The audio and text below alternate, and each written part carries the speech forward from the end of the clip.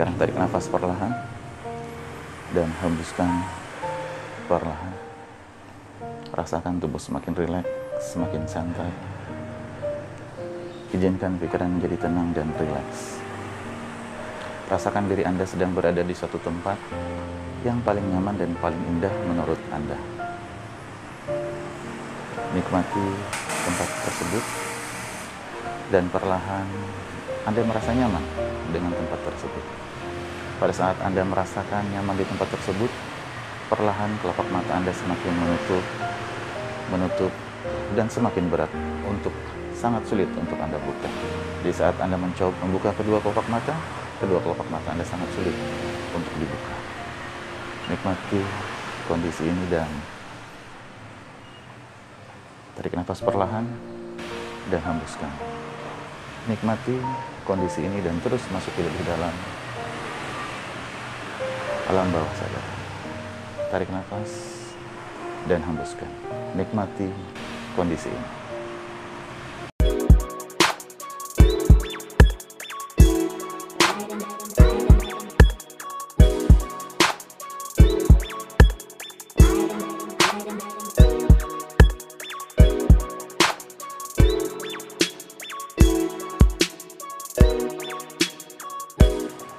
Apa yang muncul dalam pikiran Anda setelah melihat adegan tadi? Mungkin Anda merasa begitu saktinya, begitu hebatnya orang yang telah memberikan sugesti kepada seseorang sehingga seseorang tersebut tak terasa tertidur.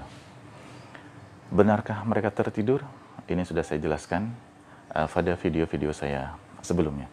Sekarang yang saya ingin jelaskan adalah masalah komunikasi. Pada komunikasi sehari-hari dan komunikasi pada kondisi untuk menghipnosis ini sendiri yang disebut dengan kondisi untuk menginduksi klien agar masuk ke dalam kondisi hipnosis. Berbedakah itu semua? Sebenarnya tidak ada bedanya sama sekali. Sama. Cuman kesalahan terbesar dari para penghipnosis, mereka tidak memahami hal ini secara saintifik. Mereka hanya punya data turun-temurun mengenai gelombang otak yang diturunkan dari gelombang beta ke gelombang alfa, terus diturunkan lagi, lebih lanjut, sehingga mereka mengatakan dengan penurunan gelombang otak, dengan kondisi relaksasi seperti yang dikatakan relaks, izinkan diri Anda untuk lebih tenang, lebih rileks. Mereka mengatakan, mereka berasumsi bahwa dengan hal tersebut bahwa kondisi si pasien berada atau turun pada gelombang otak yang jauh lebih rendah, sehingga aktivitas otak mereka menjadi turun sepenuhnya dan melambat sepenuhnya. Benarkah hal itu? Saya katakan tidak. Mereka mengatakan dengan turunnya gelombang otak itu maka berarti kita sudah masuk ke dalam alam bawah sadar. Dan fakta itu tidak dibuktikan dengan fakta sains sama sekali. Misalnya dengan rekaman dimiliki oleh pihak pembelajar hipnosis, atau misalkan dengan PET scan, atau dengan CT scan biasa, atau dengan fMRI juga yang sama lebih canggih. Itu tidak ada fakta dari mereka. Mereka hanya mengatakan dengan turunnya gelombang otak dari diri seseorang, maka seseorang tersebut masuk ke dalam kondisi terhipnosis sehingga mudah disugesti, dan sugestinya tersebut masuk ke alam bawah sadar, dan pada saat dia masuk ke alam bawah sadar maka semua menjadi kenyataan. Begitu mudah bukan tentang hal itu? Tapi benarkah hal itu? Sebenarnya tidak ada yang benar tentang hal itu. Hal itu karena tidak sesuai dengan fakta kesaintifikan atau keilmiahan. Saat seseorang dilakukan rekam otak atau yang disebut dengan EEG, elektroencefalogram, itu terlalu banyak alat atau titik yang dipasang. Titik-titik tersebut itu adalah untuk merekam gelombang otak di setiap bagian otak, karena otak itu tidak satu bagian saja.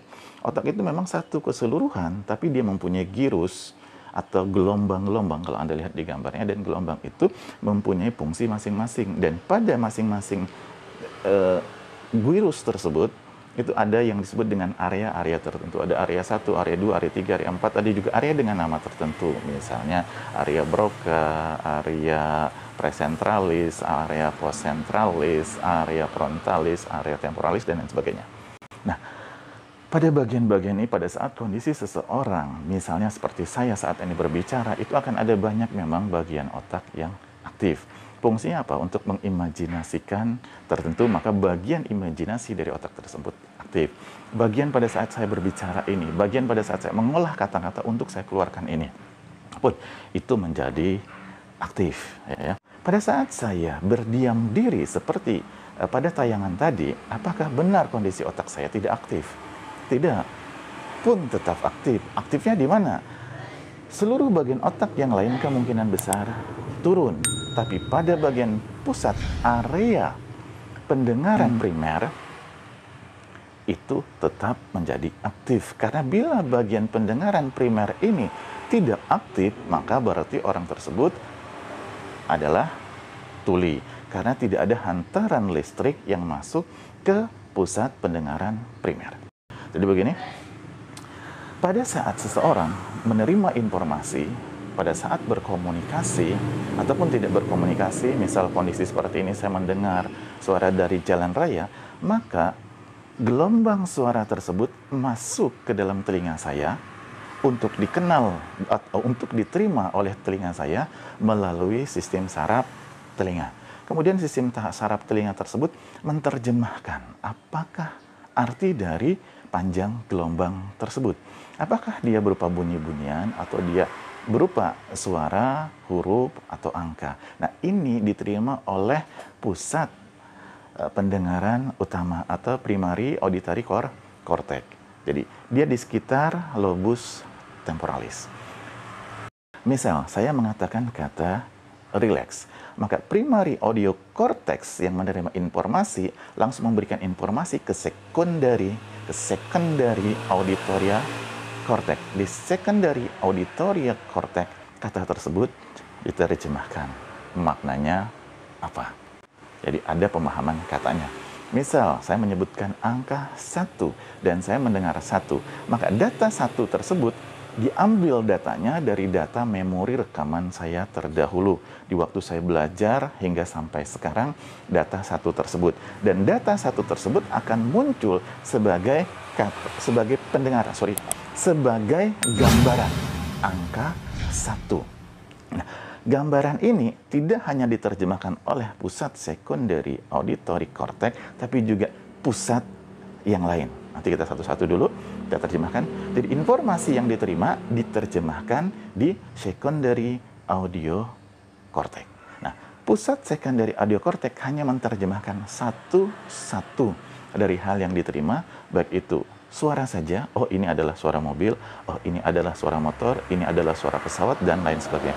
Oh ini adalah huruf, oh ini adalah angka, ini adalah kata, ini adalah benda, ini adalah kata kerja, dan sebagainya. Itu diartikan.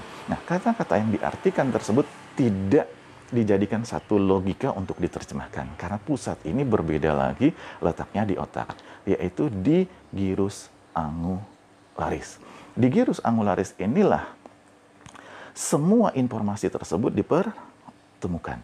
Jadi misalnya kita menyebutkan tadi angka 1. Angka 1 kan tidak hanya berupa kata angka, tapi juga berupa gambaran angka 1. Bisa jadi gambaran ini pun juga bermakna hal yang lain.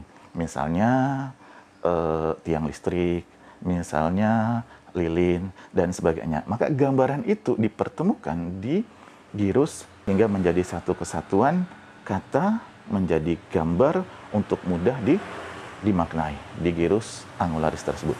Data-data untuk mengambil tersebut, datanya diambil dari long term memory yang ada di dalam otak itu sendiri. Dan ini yang tidak dipahami oleh orang-orang hipnosis tentang hal ini. Mereka tidak berpijak ke bagian sana. Mereka tidak mempunyai dasar tentang hal ini. Dasar mereka adalah hanya masuk ke alam bawah sadar dengan relaksasi, tidak ada bagian yang aktif, maka semua kata yang disampaikan masuk ke alam bawah sadar. Padahal itu semua tidak.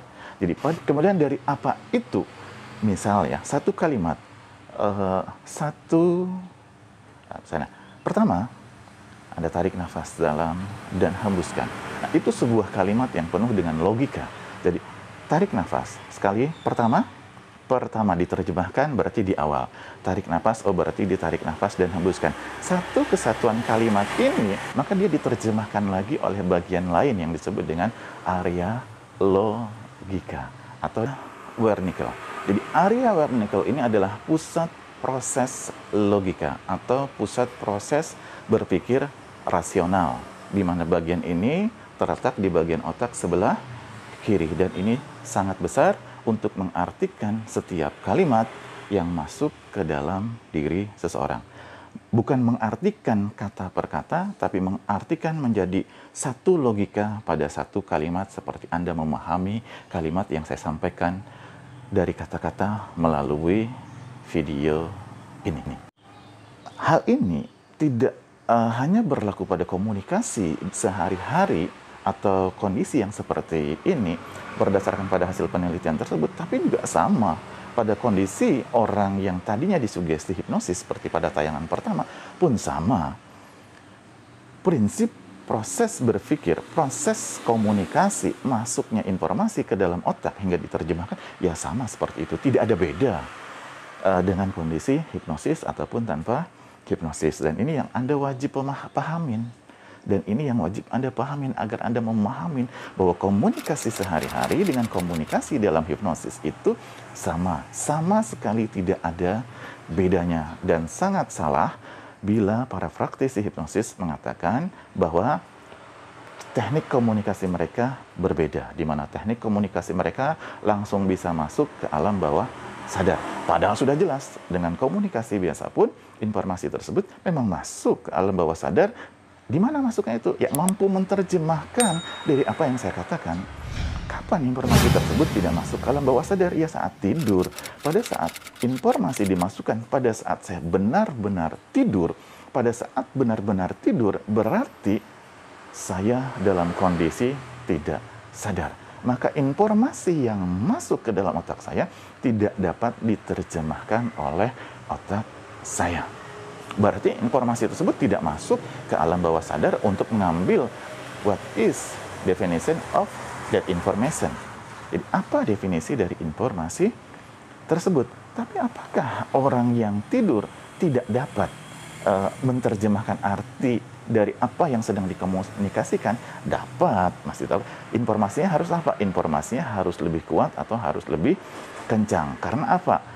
Untuk menyatakan bahwa informasi yang dimasukkan ke dalam otak itu penting. Pada saat informasi dimasukkan jauh lebih keras, jauh lebih kuat, maka kita akan tersadar. Ada informasi yang masuk dan diterjemahkan. Berarti seseorang dalam kondisi hipnosis itu kondisinya sadar penuh dan dia tidak tidur karena mampu menginterpretasikan atau menerjemahkan informasi tersebut. Pada saat dia tidur, berarti dia tidak dapat menerjemahkan informasi tersebut alias tidak sadar. Kalau sadar, berarti dia tidak tidur. Saya berharap Anda memahami apa yang saya jelaskan ini. Tapi pada saat Anda tidak memahami apa yang saya jelaskan ini, saya sangat senang sekali berdiskusi dengan Anda. Baik Anda orang awam, ataupun Anda sudah merasa ahli di bidang hipnosis, agar Anda jauh lebih benar lagi dalam penyampaian tentang kondisi hipnosis ini. Silahkan ketik di kolom komentar pertanyaan Anda ataupun saran dari Anda kepada saya. Yang paling penting adalah tekan tombol subscribe. Dan menekan tombol subscribe yang gratis, Anda dapat terus mengikuti informasi dari saya setiap kali video saya keluarkan. Dan yang paling utama adalah tekanlah tombol loncengnya agar Anda segera tahu pada saat saya mengeluarkan video saya, Anda tahu lebih dahulu. Dan dengan menekan subscribe, memberikan like, dan menekan tombol lonceng serta memberikan komentar pada video saya, berarti Anda sudah berkontribusi untuk saya dapat mengembangkan channel ini jauh lebih lanjut dan lebih baik lagi, sehingga saya pun akan jauh lebih giat lagi untuk membuat video-video yang lainnya lagi. Terima kasih, kita ketemu kembali di video saya yang lain. Assalamualaikum warahmatullahi